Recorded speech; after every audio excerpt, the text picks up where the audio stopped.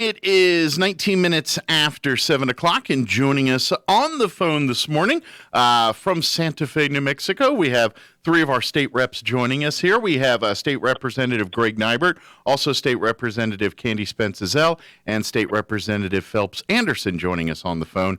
Good morning, ladies and gentlemen. How are y'all doing this morning? Good morning, Mike. We're doing good. Great. So far. That was great. That was in unison, in perfect unison almost there. I'm impressed. We've been practicing. Yeah, I figured.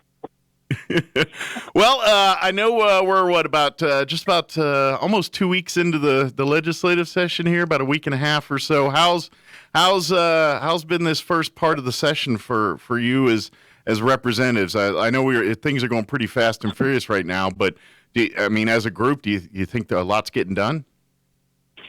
Mike, this is Candy. I was up here a week early because I'm on the Appropriations Committee as well as Representative Anderson. Mm-hmm.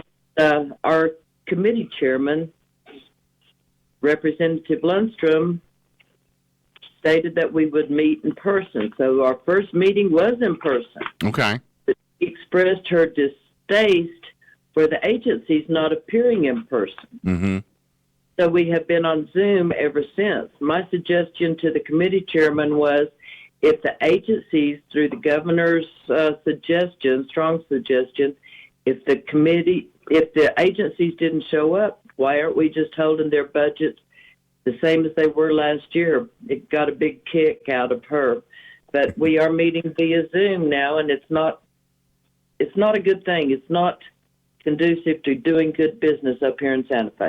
I would imagine. Zoom works fine when you got maybe a group of a couple people, but when you got a whole committee or a whole entity, that's a lot of, there's a lot of room for misinterpretation there. Is that a fair statement? Yes, it is a fair statement, and it's really troublesome, especially whenever you have constituents all over the state that do want to get on to see what these agencies are doing that will affect their lives from here on out. Mm-hmm. And on our appropriation Zoom, and especially on my House Ag, Asaki as a water committee, we have at least 4 pages of people that are on that particular meeting. So, everybody's not going to get to have a say in what is taking place. Right. Yeah, and I'm guessing this is a good way to control that, isn't it?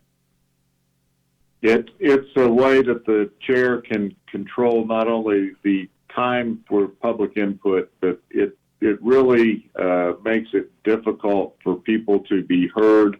Many instances, people are on, but you can't hear them because the audio connection is not good. Some people keep their video on with not very good bandwidth, and mm-hmm. so it just sputters in and out. It's not a good position to be crafting public policy, in my opinion.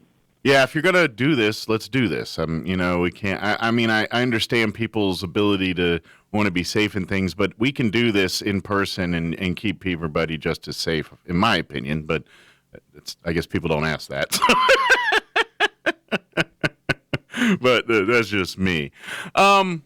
Can we talk a little bit about some of the stuff we're seeing coming out? I do want to talk a little Social Security. That was in the news yesterday. Some of the Social Security bills going through. A little bit of bulk at some of that. Can you kind of give us an update from your perspectives on what you're seeing on some of the Social Security stuff? You know what? It's about time that we did something pertaining to Social Security, because why are we double taxing that? These people have paid into it. They were taxed on it to begin with. And in the past, hopefully this is going to change this year, but in the past, whenever they do receive it, they're taxed again. What's wrong with that picture, Mike? Mm-hmm.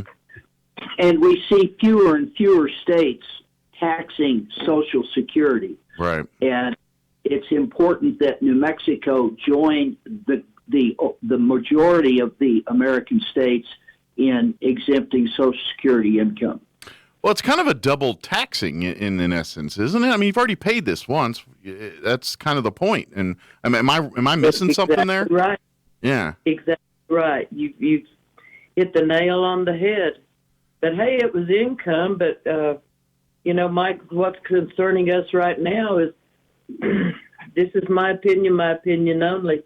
We are going to run out of money before we run out of session. We've seen that happen in appropriations. So what happens in there? I mean, is it a matter of getting this right, or is it just, well, we let it happen? What's the alternatives? Mike, from my perspective, what happens is all these legislators that have all these requests for money, and there's a big bill sponsored by Representative Lente for $100 million that's not part of the appropriations process. It's working through the other committees.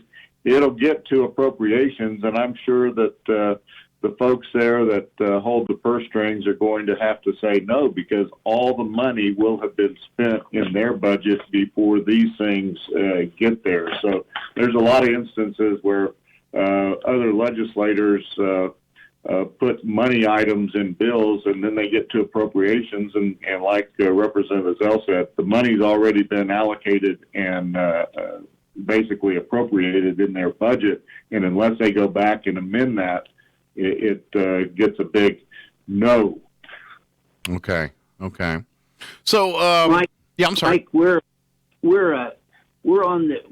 just a few days away from passing a General Appropriations Act. That's the operating budget for the state of New Mexico for next year, and that's going to be $8.47 billion.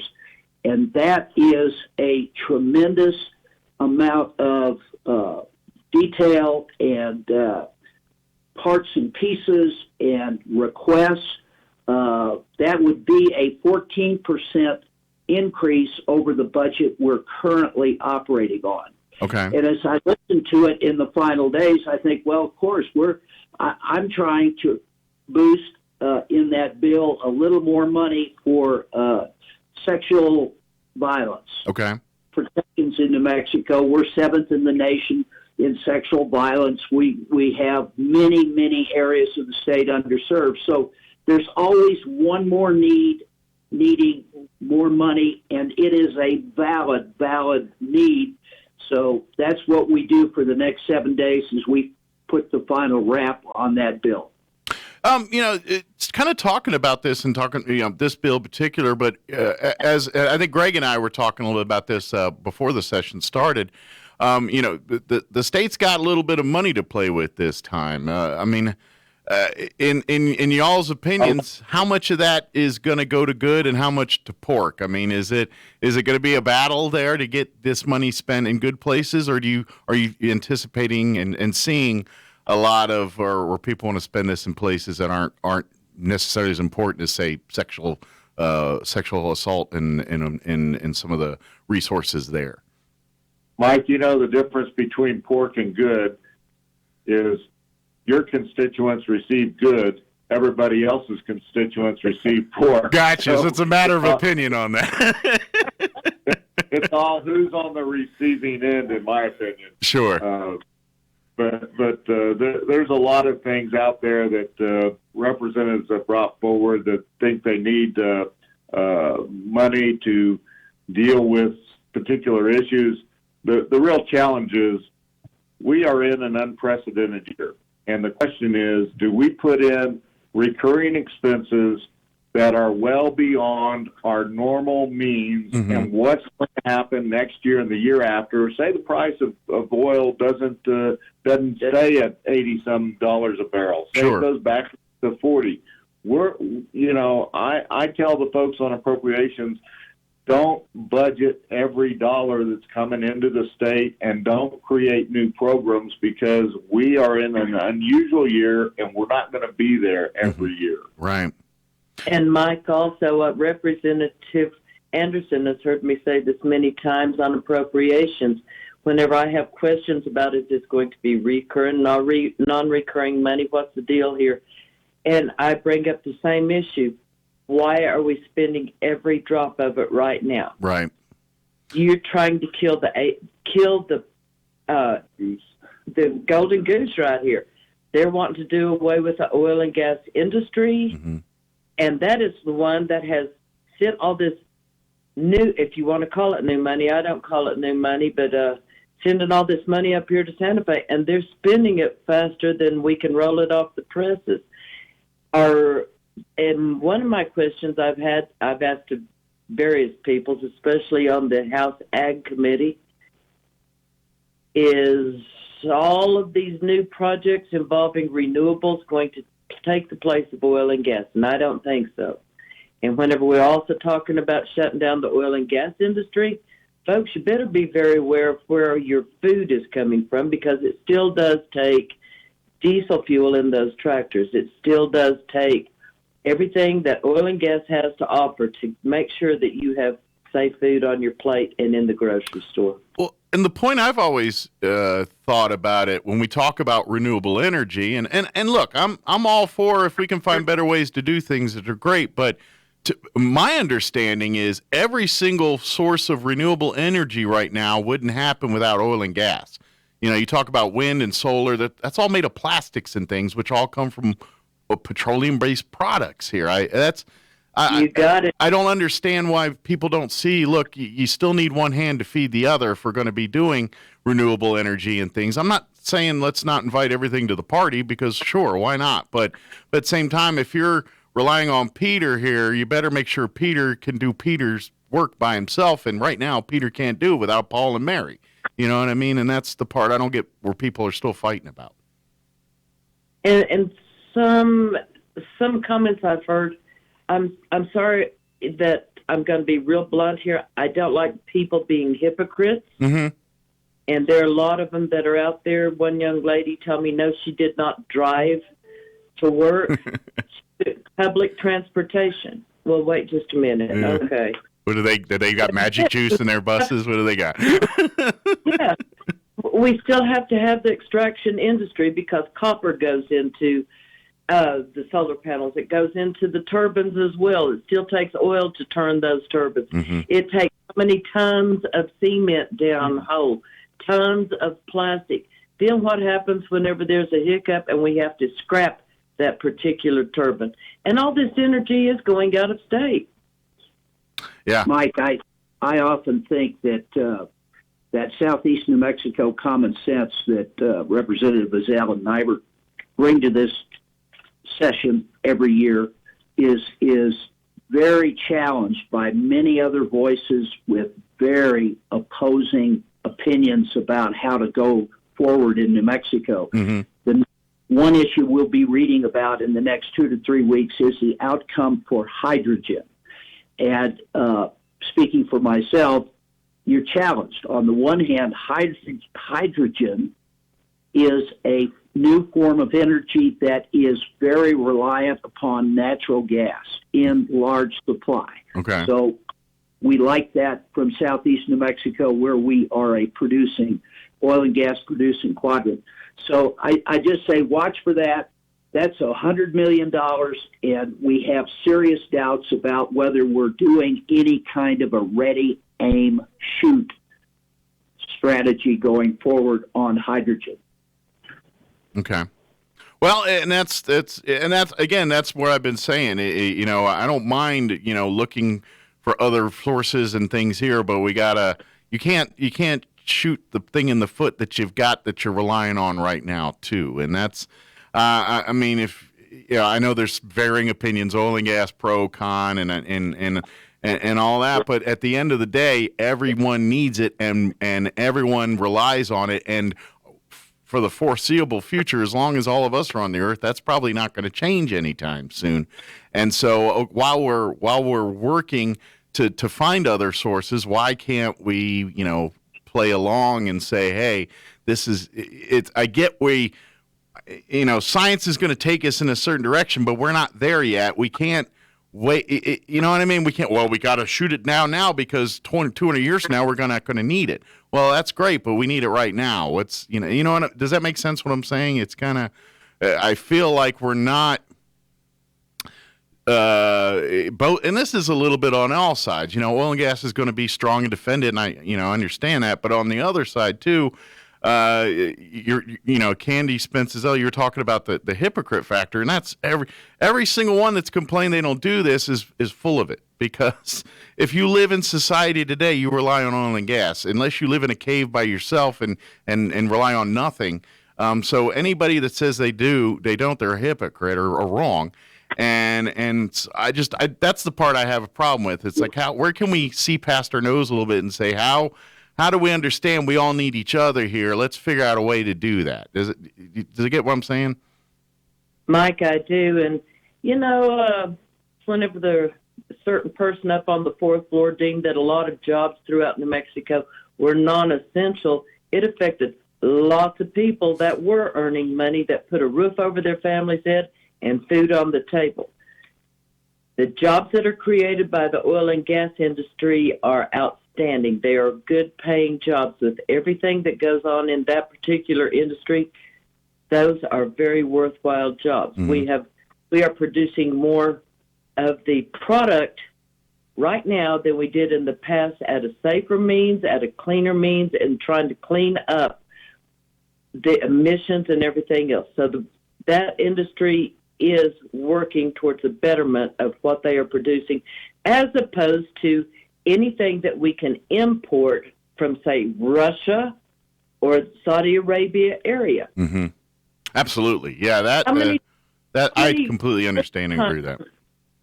How many full-time jobs are going to be created by the renewables? I don't think it can compare at all. Yeah.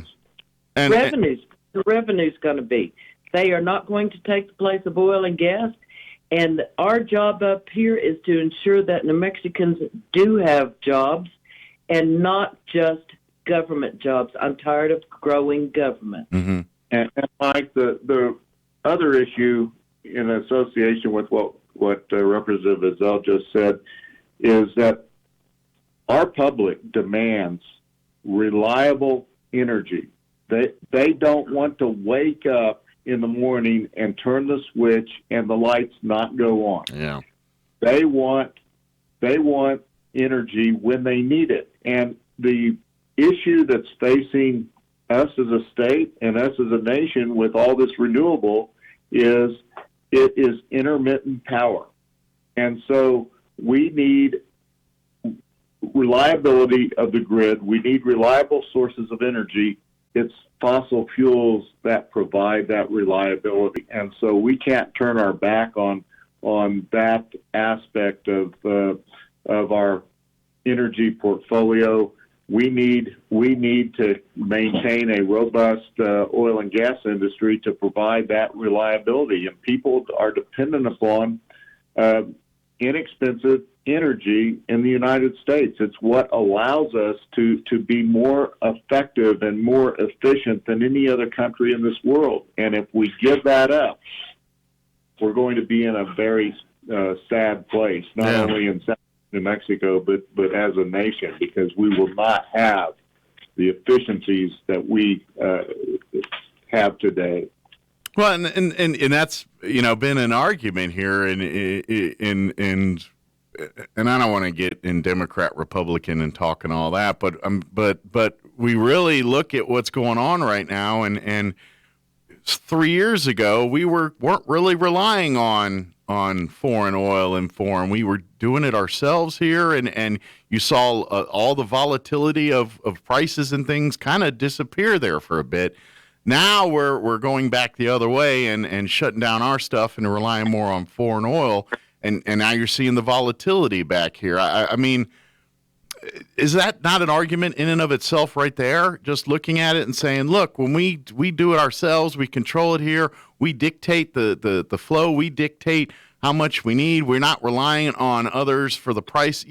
I mean, it's pretty obvious what the difference here. I mean, isn't that an argument for saying, hey, we need to be doing this ourselves?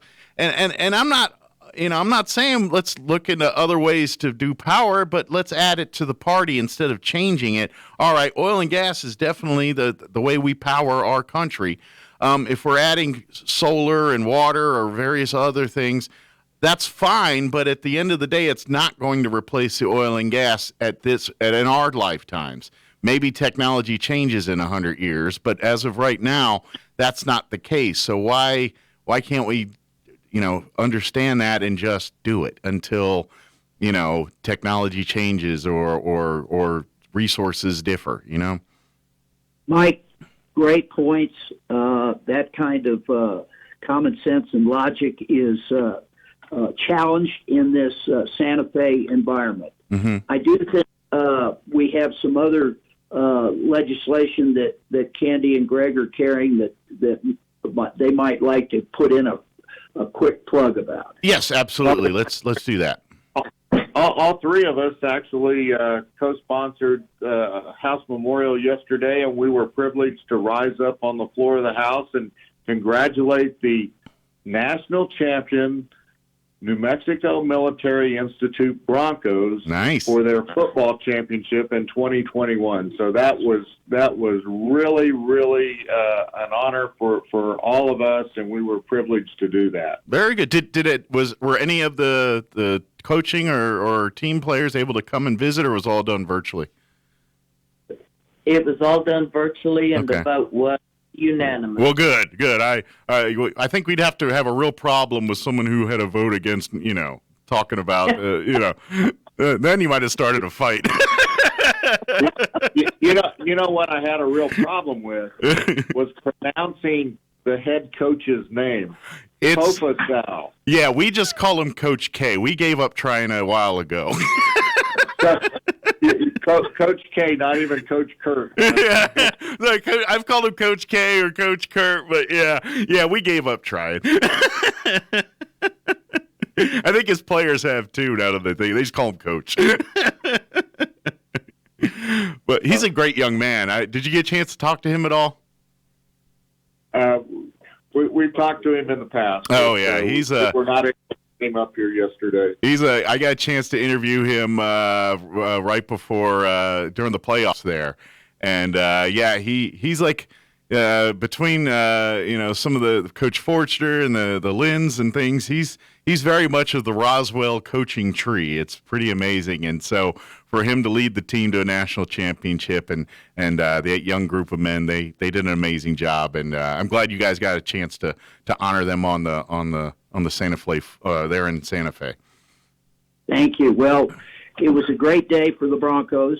Mike, we also have been working on some of the local issues that are important because we represent our community. And on that, Eastern New Mexico University Roswell has come with a couple of exciting new program ideas in the area of developing future workers for jobs in Roswell, in Chaves County, and we're optimistic, but it's too early to crow about getting those across any final line. But there's a very receptive legislature this year to New Mexico's labor workforce deficiency and how we need to work quickly to grow our workforce. And that's most important in law enforcement and in the classroom.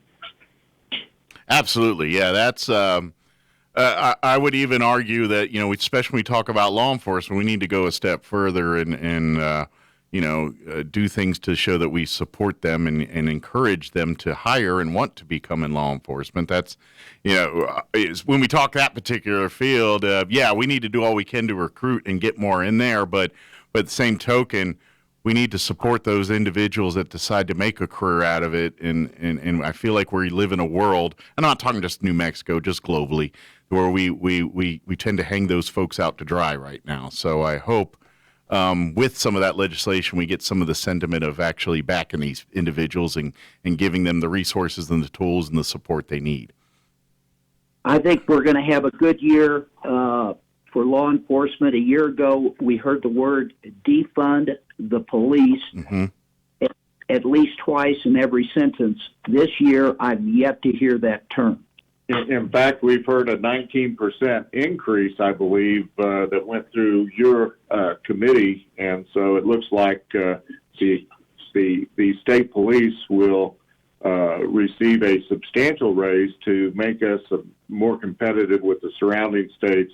And as you know, our state police force, as well as our local police forces and sheriff's offices, most are needing more recruits and more people to step up into those roles. Absolutely. And the problem there in the past has been we weren't paying them. Once we got them trained and they went to the forces, whether it was through the state police or your sheriff's department or even the local police department, they did not receive a wage that was commensurate with the living wage that people need, especially whenever these people are the ones that are putting their lives on the line every day for us. Sure. So they were leaving to go out of state because they were already trained. They were given that incentive to go out of state and work there. So maybe this will help us retain those people that we have expended the money on to train to be able to protect our citizens. Absolutely. I'm kind of curious, and this may actually be more of a question for sheriffs and police chiefs, and if it is, and y'all just tell me, but when you talk about the funding, and yeah, you're right, we need to do all this, and you're like you're saying, yeah, we lost people to out of state for better pay and various other reasons, but I also think there's probably a problem within the own state where one sheriff's department or one police department is offering more money or more pay, and so you've got a problem of the same people moving in to different departments within the state. Obviously that's something maybe we need to balance that out a little bit. Is that some of this legislation trying to, with state police and hopefully matriculate into some of our county and city polices too, where the pay is more on par with each other and not so much other states? Does that, you know what I'm saying? Because right now I've heard a lot of people saying, well, I'm not going to work for the city anymore. I'm going to work for the county because they're paying better, or vice versa, or whatever that is. And I don't know if that solves our problem either. We're just robbing Peter to pay Paul on that a little bit. So I'm hoping, some of this, like you said, would incentivize either new people to come up within to choose law enforcement, or like you said, lure those folks from other states or outside the area back to our community or to our community because they're upset with the pay in their states and they want to come here. Does that make sense what I'm saying? Well, it does make sense on what you're saying, but I know that their frustration is being whenever some of the judges, these people, it's Albuquerque, for example, catch and release. That's all it is. And these officers are fed up with what's going on. They might take a suspect in, catch them in the act, take them in. Yeah. They go before the judge, and that afternoon they're out. Well, what is the purpose of their job if they are not following protocols? Because these judges are like, well, let's give them another chance. How many chances are we going to give them? Sure. And they get very demoralized by that type of system. We heard two bills yesterday in government on that very issue. And in my opinion, the majorities put themselves in a real box because the public, particularly in Albuquerque, is demanding that revolving door be shut down. Gotcha. We had a bill that Representative Ream brought forward that was kind of in my view, the middle of the road. It took care of getting the violent offenders, keeping them in jail, but allowing the nonviolent offenders to continue to be released on their own recognizance. That bill fell because Bill Ream was the sponsor. The other bill, Representative Matthews' bill, was a big step, very draconian, and frankly unconstitutional. It put the burden on the defendant to prove that they were not a menace to society. And well, I might like that. It really doesn't pass constitutional muster. Right. So we had that extreme. Well, they shot down Bill Ream's bill, middle of the road. They now have pulled the one that Representative Matthews brought forward, and they're in a real pickle. And we have to do something. We have to do something that stops that catch and release, as Representative Ezell phrased it. we have to keep these violent offenders off our streets and make our public safe. Yeah. And I don't know what the governor's office is going to do, but we have got to do something about this issue. And it'll be interesting the next few days to see what the fourth floor is going to do with respect to that issue, because the two measures that have been brought forth thus far are no longer on the table. Gotcha. Well, and you're right. It sounds like, we talk about the pay, and the pay's great. We want to make sure we are competitive there, but like you said, it's not always about pay, and if they can make the same money the next state over, and knowing they're not doing the same thing over every day because they're just arresting the exact same people every day and doing the same thing, that's a problem. And if we don't fix that side either, you could offer them all the money in the world, but if they're not happy here, they're going to find a place they're happy, and that's a very valid point. And not to mention our own public safety on top of that, if we're just letting these violent people back out every day, and then you wonder why crime's bad, and it doesn't take a rocket scientist to figure that one out. Mike, the question I did ask whenever the law enforcement came before appropriations the other day, what were they doing to help in abating some of the problems that we're experiencing on our southern border? Because I know that the president has closed off. We are in a bind as far as transporting our goods throughout the United States. Our best neighbor is Canada, and he has shut down the border from any trucks being able to access that border until they have their immunization. Now, what is wrong with that whenever we have an open border down south, and there are convicted sex offenders coming across there, convicted people, convicted felons that have dealt in human trafficking? There is no checks and balances down there as far as, are these people vaccinated? Sure. I pointed that out to the, the law enforcement agency that came forward for money. And they said, well, we'll help out when needed. That's troublesome to me. Absolutely. Well, and a border is a border is a border. You want to protect it the same. I'm sorry? A border is a border is a border, whether it's the north border or the south border. It's the border, and you want the same standards of protection and requirements at either one, I would think, regardless of, you know what I mean? It seems more political than safety and security by those standards. Nothing's political, is it? Oh my God. I mean, it's blatant, I guess. Maybe that's what I should say. You would think the same rules would apply regardless of which compass direction you're coming here from. That's what I'm saying, yeah. Apparently, it does make a difference with this administration. Well, I'm sorry. Go ahead. Mike, I wish we could be a little more optimistic on the subject of redistricting, because Chaves County was cut in 3 pieces. Yeah. We're going to be one of only 2 of New Mexico's 33 counties that has 3 congresspeople representing our county. And we cut Chaves County into thirds to ensure we don't disrupt we don't split communities of interest. So stay tuned to a lawsuit, but I wish I could be more optimistic. Yeah, I like just a joke, or not a joke, this is serious, but like tomorrow I'm going to be interviewing Representative Harrell, and I'm like, well, technically you're not going to be representing me in a minute here. I'm like, well, thank you, Representative, even though maybe I live here, so you're not my representative anymore, but down the street you're going to represent some of those people. So yeah, it's a little muddy, but we're going to deal with that one way or another, I guess. She'll continue to have the boot heel of Chaves County, but Roswell actually gets split between districts 1 and 3. Yeah. And there's a neighborhood in northeast Roswell. On one side of Garden will be in CD1, and the other side of Garden, CD3. And if you're north of Berendo there, you're in CD1. If you're south of Brendo, you're in CD3.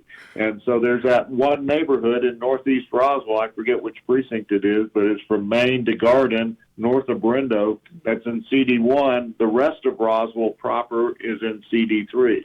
So go figure. Well, I guess. So therefore we are lumped with, I don't know, we go all the way up to Taos, Santa Fe, and Farmington in that particular congressional district. Communities of interest, there's a great big question mark there in my mind. Absolutely. Well, if nothing else, we'll get visited from a lot of politicians during an election cycle, I guess. And Mike, there's one other bill that I'd like to say something about. That there are two voting bills, and people are getting confused. The one bill is the governor's bill that has made all the headlines. It does some really bad stuff, in my opinion. There's another bill that was introduced yesterday by Senator Ivy Soto, and our Republican leadership in the House and the Senate have both been working with the senator on that. I've been working with the senator on that, and Ryan Lane from Aztec's been working with the senator on that. And so you see a bill that was introduced that we believe it takes a step forward with respect to many issues that we're concerned with in the election process, ballot security, some of the procedures that go on with respect to inspection of machines and making sure that everyone's vote will count. And so we think it's in a positive fashion. So I signed on as a co-sponsor of that bill. Okay. But people did not get confused. It's not the governor's bill that they read about in the paper. Okay. And so there's two election bills, one really bad and one that I believe is a step in the right direction. Cindy Fuller, our county clerk, has approved of that bill, as well as other Republican county clerks around the state. So people did not get confused over those two bills. Okay. Very good. Well, we're running out of time here, so we'll probably find out, probably have a little bit more info on that one next week when we talk to you guys there. I'm sure more will come of that between now and then. So, is there anything real quick that we definitely need to mention this time before we let you guys get back to work? Yes, I do have something to say real fast, Mike. I think that we need to sue the governor for plagiarism. She is starting to sound like Republicans, what we've been saying for the past 3.5 years. You know, I thought the same thing the other day on the news. I was watching the news the other day. All the time.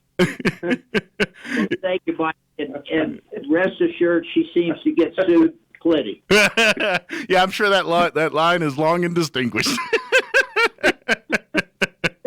Well, thank you for giving us a lot of time today, and we'll look forward to next week at the same bat time, same hour. Same bat channel. And thank all three of you for fighting the good fight for us in Santa Fe here, and appreciate everything that y'all do to represent Southeast New Mexico. Thank you, Mike. Take care, and I'd say don't work too hard, but that's probably easier said than done for the next few weeks here anyway. So. Yes. Take care, guys. We'll talk to you next week, okay? Bye-bye. All right. Take care. Bye-bye. All right. That was our three of our representatives, Greg Nibert, Phelps Anderson, and Candy-Spence Ezell. They're going to be joining us every Thursday in the 7 o'clock hour here through the legislative session to keep us up to date on things happening up in Santa Fe. All right. We're going to go ahead.